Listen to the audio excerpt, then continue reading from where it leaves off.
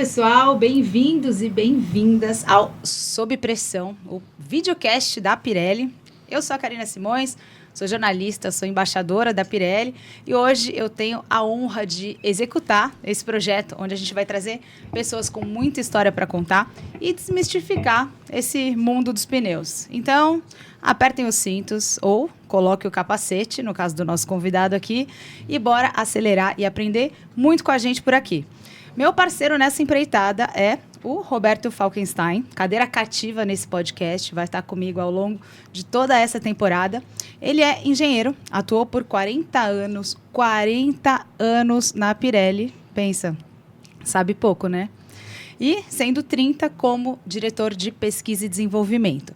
Hoje ele é consultor da Pirelli para a área de tecnologias inovativas. Muito bem-vindo, Falk. Oi, pessoal. É um prazer para mim estar aqui com vocês hoje para a gente falar sobre isso aí. Boa! E agora vamos ao nosso convidado.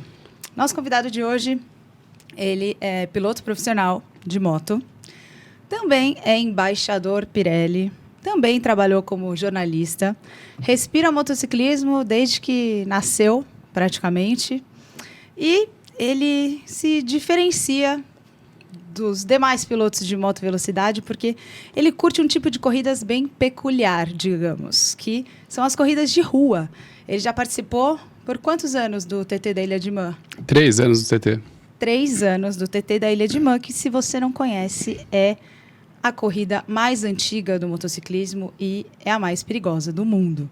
Ele também participou por quantas vezes de Pikes Peak? 4. 4 vezes da subida de montanha de Pikes Peak, no Colorado, nos Estados Unidos. E dessa corrida ele trouxe um troféu para o Brasil. Então, seja muito bem-vindo, Rafael Pasqualin, meu irmão. Valeu, Cá, obrigado. Um prazer aqui falar para vocês. Estou ansioso pelo nosso bate-papo. Boa, Rafa. Bom, muitas pessoas diferentes vão ter acesso a esse podcast, vão escutar essas histórias. E não tem como falar com você sem te perguntar o que são essas corridas de rua. Legal. Primeiro é bom explicar que corrida de rua não é simplesmente juntar uma turma de amigos e ir para uma rodovia aberta arriscar a vida. É um negócio muito bem elaborado, muito antigo. Ilha de Man, por exemplo, que acontece numa pequena ilha entre a Inglaterra e a Irlanda, é uma prova centenária. Pikes Peak é a mesma coisa. Ilha de Man é um circuito que dá voltas e Pikes Peak tem um outro formato. É uma subida asfaltada de ponto A a ponto B, mas também é uma corrida de rua, já que ela acontece dentro de um parque nacional lá nos Estados Unidos. Então, a galera confunde isso, né? Às vezes eu falo, eu sou piloto de corrida de rua. E aí as pessoas ficam meio que, você faz isso. Acham que você é um arruaceiro, né? Exato, e é muito diferente, porque justamente por fazer isso profissionalmente, o que eu menos faço é me arriscar e colocar os outros em risco numa rua aberta, onde tem carros, motos e pessoas ali indo de passear. E muitas pessoas acham que é fácil, mas para você se inscrever numa corrida dessas é muito difícil, né, Rafa? Qual que é o processo? Exato. Eu conheci o TT da Ilha de Man em 2008, através do YouTube. E quando eu conheci, ela já tinha 88 anos. Olha como uma coisa bizarra, né? Aí eu falei, não, vou correr. Adorei, quero correr essa prova. Eu já andava de moto, obviamente. Aí mandei o e-mail lá, os caras, não pode. Aí comecei a competir mais sério aqui no Brasil, mudei toda a minha rotina, me tornei talvez um top 5 do Brasil na moto velocidade e tentei durante 6 anos, mandando toda a documentação, tudo o que precisava, até o dia que eu fui aceito. E antes disso eu corri na China, no GP de Macau, que é uma prova muito famosa. A Ayrton Senna ganhou a primeira prova de Fórmula 3 lá. E também corri a Northwest na Irlanda do Norte, uma outra prova de rua, para depois conseguir ser aceito no TT, no TT Isle of Man. E conta um pouquinho sobre a atmosfera dessa corrida, que foi o que me encantou. Eu conheci essa corrida através de você e desde então o meu sonho era pisar lá e eu consegui esse ano pisar nesse lugar. Mas você pode contar melhor do que eu. Exato. Eu fico até arrepiado de lembrar dos áudios que a Ká me mandava. Acho que você pisou na ilha, você me mandou áudio, né? Não, eu só lembrava de você o tempo inteiro. Falou, cara, isso aqui, a gente fala que é um lugar mágico e sou estranho, as pessoas não acreditam, né? Na real, são 80 mil pessoas que moram naquela ilha e nas 2 semanas de competição, cerca de 50, 70 mil pessoas vão para a ilha também, que são alucinadas em motociclismo. de todas as formas, tal. O principal é que ninguém está ali por obrigação. Ninguém vai correr a Ilha de Man por dinheiro, por status, porque é uma coisa muito perigosa. Sabe, eu falo sempre que toda vez que eu corri uma prova dessas, eu deixei um testamento em casa. E não é força de expressão, não é exagero. É realmente o que você tem que fazer, porque a chance de não voltar é gigante, sabe? Fora toda a burocracia de seguros que você tem que ter, repatriação de corpo, enfim. É uma coisa surreal. E só quem gosta do motociclismo de uma maneira inexplicável está disposto a fazer isso, de verdade, sabe? Então, a gente tem talvez 300 pilotos no mundo que gostam mais daquilo do que de todo o resto. E, por conta disso, é um lugar especial onde é você contra a pista, você contra você e contra o relógio. Então, é uma atmosfera incrível, todo mundo respirando o motociclismo na essência mais pura que existe. E para as pessoas que estão ouvindo, que estão nos assistindo, qual que é a média de velocidade naquelas ruas? Porque, sim, são ruas. É evidente que o asfalto é bom, né? Tem lugares que o asfalto é melhor, tem lugares que o asfalto é pior, mas a gente está falando ali de 60 quilômetros, né, de volta. E guia, muro, às vezes tem pequenas valetas ou pequenas depressões ou umas tampinhas, tipo uma, né, de bueiro. E você passando com uma moto numa velocidade média, que é um absurdo já, é muito louco isso, né? Qual que é essa velocidade? Acho que é mais de 215 por hora de média, né? E se a gente entender que no circuito tem 5 ou 6 curvas que são de primeira marcha, curvas bem lentas mesmo, e aí você coloca 215 de média, é muito rápido, muito rápido. A gente tem uma reta, que não é bem uma reta, ela tem algumas variações pequenas, mas a gente anda de full throttle, né? E a gente anda acelerando tudo por mais de 15 segundos. Então, nesse trecho, as motos mais rápidas passam dos 320 km por hora. E são motos de série, né? Não são motos GP.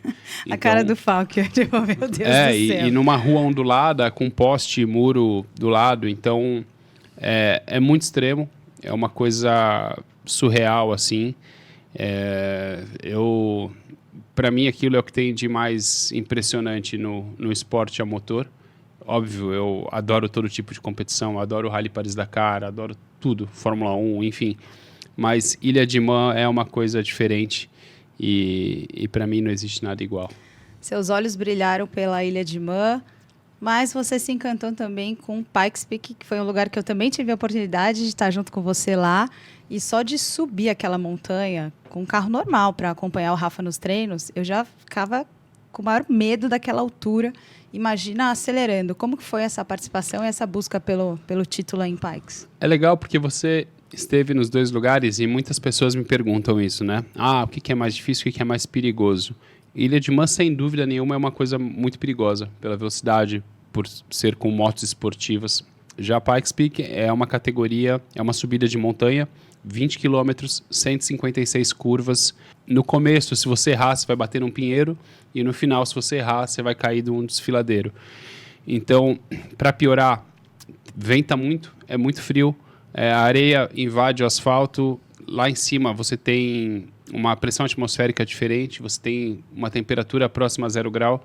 Então, o que eu falo para as pessoas é que Ilha de Man é muito perigoso, mas você se imagina correndo de moto naquele lugar. Já Pikes Peak, quando você sobe de carro, você fala, qual que é o sentido de fazer uma competição aqui?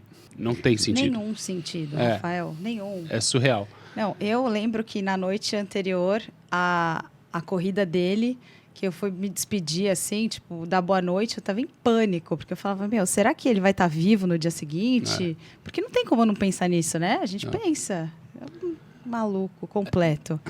Agora, se ele fica maluco, arrepiado, como ele mesmo falou aqui com a gente, de correr, nós também ficamos quando desenvolvemos o pneu para ele. Sim. Porque você participa do piloto, você participa da vida dele, da história, e o que você menos quer é que ele se acidente. Você quer tentar entregar um produto bom, um produto que acaba fazendo essa corrida, por mais exigente que seja, dando para ele mesmo assim segurança, dando para ele a tranquilidade, entre aspas, né, para conseguir chegar lá e de repente até ganhar, como aconteceu ali no Pikes Peak. Você tocou num ponto Bom, Falk, o Rafa correu bastante no Superbike, que tem um desenvolvimento aí. A gente tem a Pirelli com 20 anos já no Superbike mundial.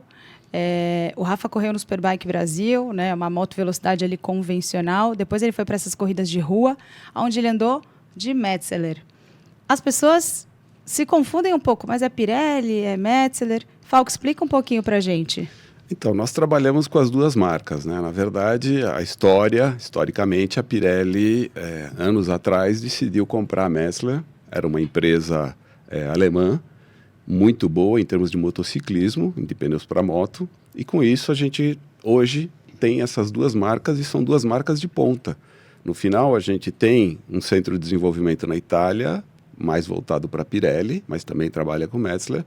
Temos o centro de desenvolvimento na Alemanha, mais voltado para Metzeler, um pouco menos para Pirelli. Nós aqui no Brasil trabalhamos com as duas marcas justamente para oferecer um produto bom. Com isso a gente tem duas marcas de ponta. Bom, Falk, abre o jogo então para a gente. Conta um pouquinho sobre todas essas inovações que existem por trás do desenvolvimento do pneu e que fazem um cara como o Rafa, que coloca a vida dele praticamente nessas competições e também nos pneus, porque a escolha do pneu para a gente que anda de moto, a gente sabe que é essencial, né, Rafa? Só antes do Falken falar, tem duas coisas engraçadas. Eu já ouvi o pessoal falando que Metzeler é a segunda linha da Pirelli, sabe?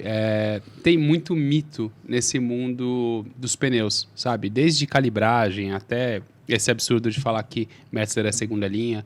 Enfim, Metzeler é uma marca alemã, como o Falken disse, mais antiga que a Pirelli, inclusive, mas a Pirelli comprou essa marca. E aí talvez tem produtos distintos, uma foque mais em alguns produtos, outras em outros, mas é uma marca de primeiríssima qualidade. E a gente estava batendo um papo aqui antes do podcast começar, do videocast, e eu falei uma coisa que talvez explique bem o que o Falken vai falar a seguir. Você pode comprar uma moto de 250 mil reais, que tenha mais de 200 cavalos, que tenha uma tecnologia absurda de ABS, controle de tração, suspensão Öhlins, tudo do bom e do melhor. Se você não tiver o pneu certo, o pneu apropriado para transferir isso para o chão, foi tudo em vão, saca? Então, o pneu, ele pega tudo que tem ali em cima e faz funcionar.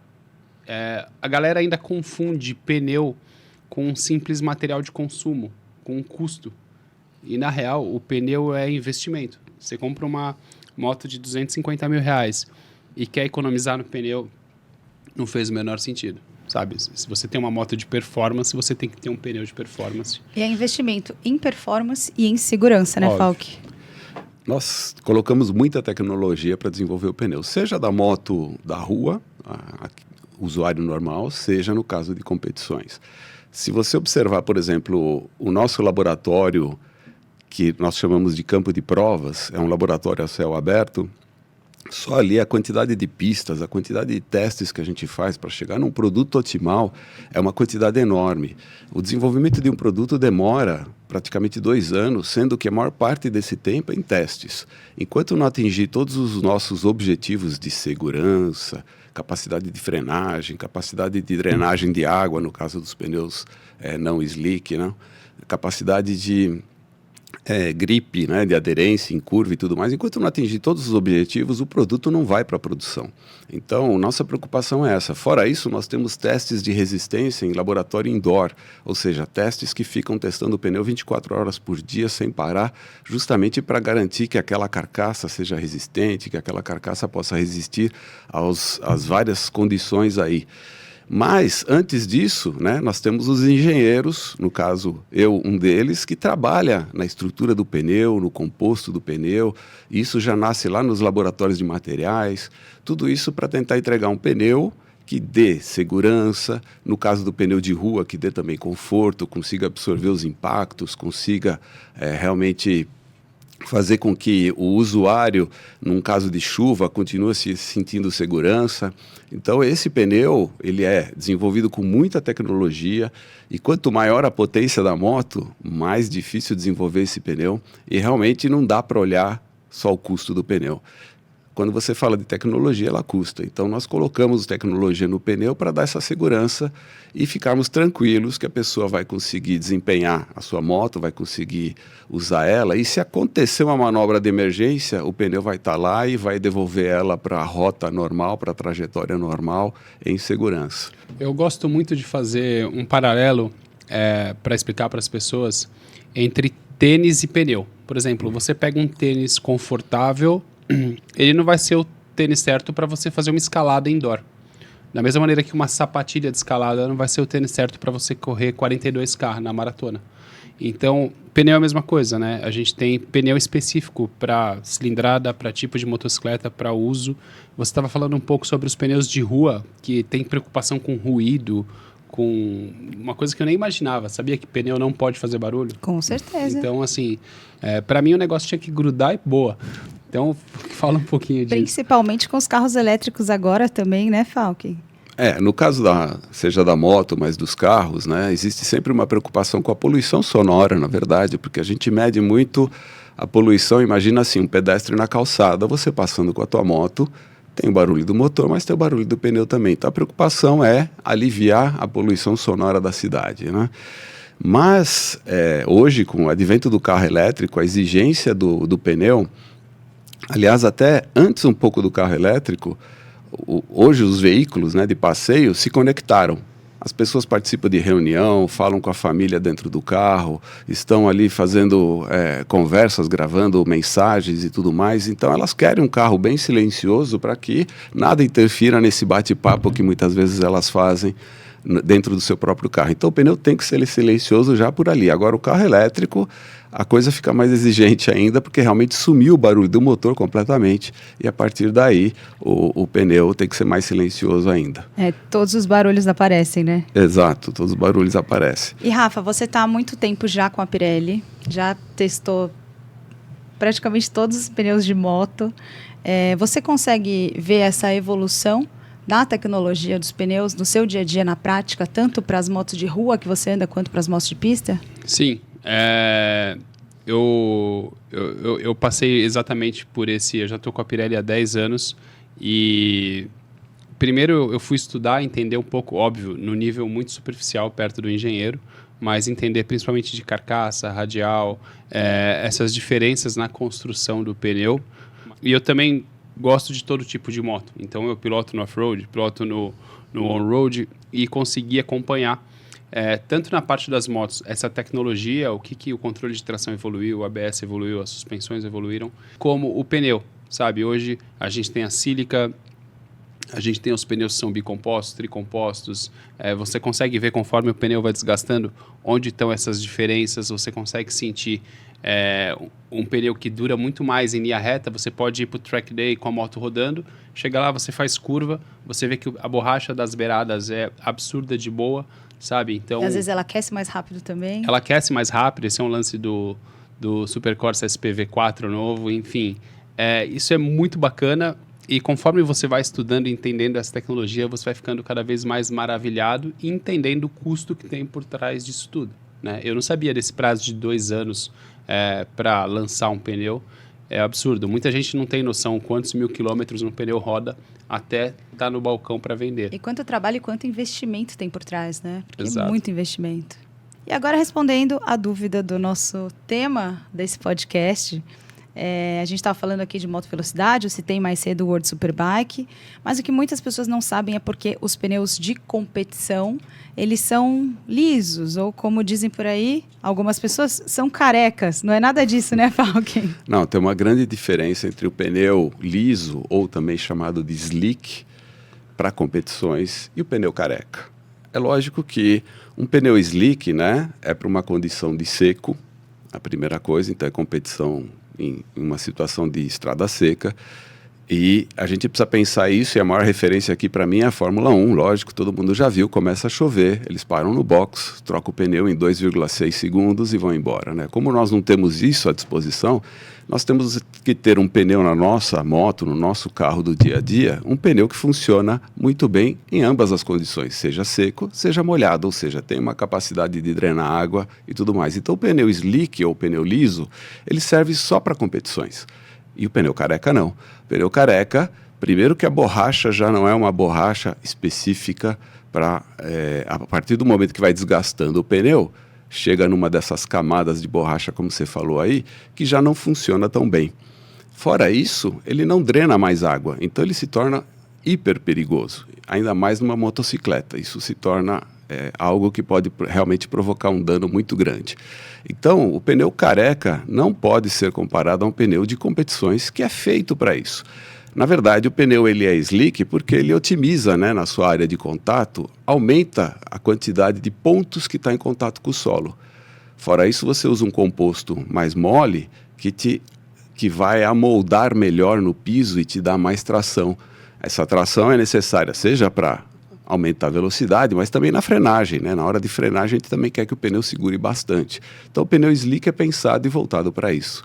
O pneu careca, aliás, não sei se vocês sabem, mas o pneu deveria ser substituído antes de ficar careca, porque ele tem um indicador no fundo dos seus canais ali de drenagem de água, ele tem um indicador chamado TWI, que vem do inglês, Tread Wear Indicator, né?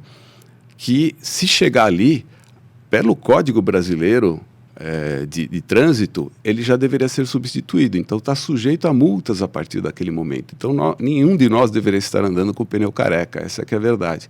Porque ele é perigoso, está sujeito a multa e porque sim, ele oferece uma série de riscos para o nosso dia a dia, porque você nunca sabe quando vai chover, ou de repente até não está chovendo, a previsão é de 0 chuva, mas você encontra uma poça d'água de um vazamento de água que aconteceu, e aí de repente você pode ir para o chão, e isso é o que a gente não quer.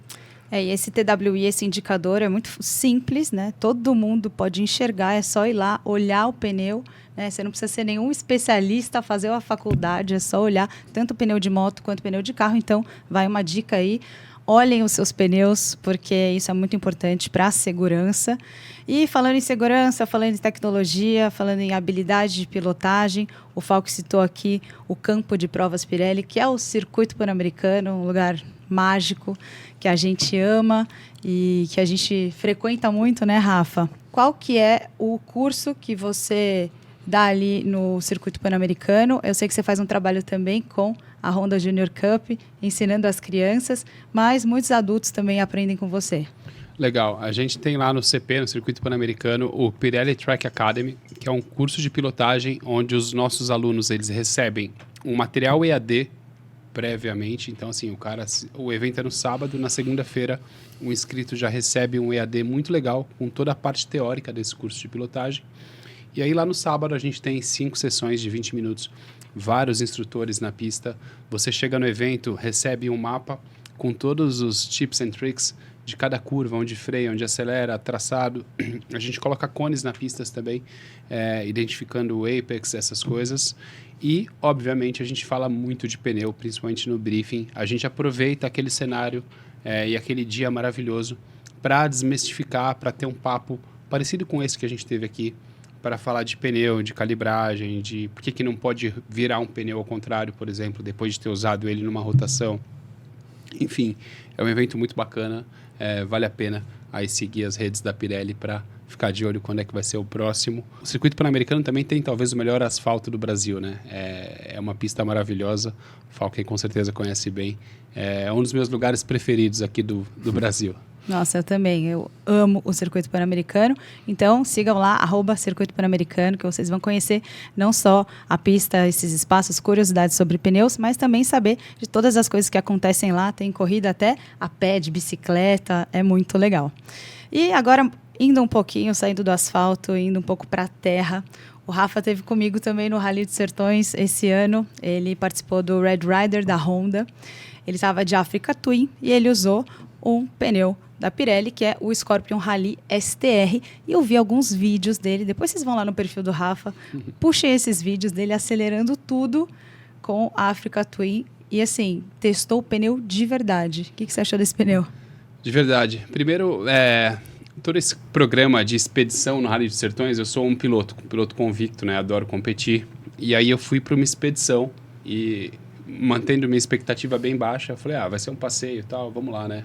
Vou curtir isso. E aí chegou lá, era animal, porque a gente estava de Africa Twin, equipada com os STR. Uma galera que andava muito bem de moto, a gente rodou 2.400 quilômetros, sendo um pouquinho mais da metade no off-road. Então, eu fiquei de cara, porque, de novo, aquela mesma tecnologia que a gente falou das motos esportivas, tem 200 cavalos e precisam passar isso para o chão.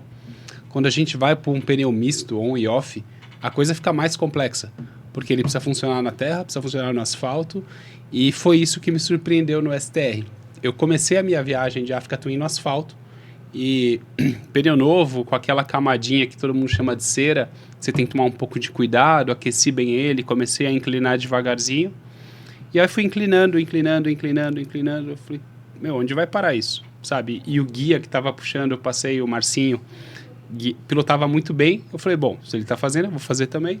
E aí fiquei maravilhado com o negócio no asfalto, o STR funciona muito bem no asfalto. Depois a gente entrou na terra, e aí num trecho mega seguro lá, onde dava para acelerar, Bruno Krivelin, que é um piloto da Honda do Mundial de Enduro, a gente deu quase 190 por hora na terra, e o pneu traciona muito, funciona muito bem, é um absurdo, sabe? Eu falo que se eu tivesse uma Africa Twin, seria com certeza o pneu que eu equipar ela, porque é o melhor dos dois mundos, terra e asfalto. Mas uma coisa que vocês não sabem é que esse final de semana encontrei com o Rafael no Swank Rally e ele estava com uma CB 650R, que é uma Naked, equipada com os Scorpion Rally STR, viu, Falken? Vai ter essa brincadeira da Deus lá, foi muito legal esse evento. E a moto fica muito bonita, né? Nossa, ficou animal a moto. Animal. O visual demais. É meio Mad Max. A gente trabalha bastante no composto, né? Primeiro para dar essa tração numa condição seja de asfalto, seja de terra, que é completamente diferente. No caso da terra, você tem que ter essa capacidade de limpeza, né? Você tem que limpar a pista, tirar a terra da pista para ganhar tração, né? E uma das coisas que pouca gente enxerga, mas você tem que ter um composto resistente à laceração.